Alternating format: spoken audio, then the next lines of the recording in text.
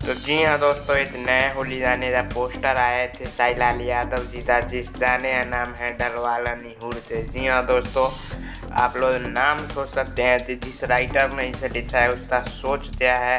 और हाल ही में इन्हीं चाहे तो और नया गाना RG फिल्म से आया था होली का। उस गाने में नाम और कुछ और था और टाइटल जाल में दुलाल रख दिया गया। जी हाँ दोस्तों, तो आप लोग बता दूँ कि आज जैसे पोस्टर रिलीज किया गया है पवन पांडे जी जिससे राइटर हैं। और जानेदार जो टाइटल दिया है वो काफ़ी मुझे बेकार लगा, और आप लोगों को कैसा लगा कमेंट में ज़रूर बताइएगा। और देख सकते हैं आप लोग पोस्टर, और angel music Bhojpuri YouTube channel से ये गाना चल आने वाला है। वीडियो में माही यादव नजर आने वाली हैं, साई लाल यादव जी ने जो है पवन पांडे जी ने लिखा है।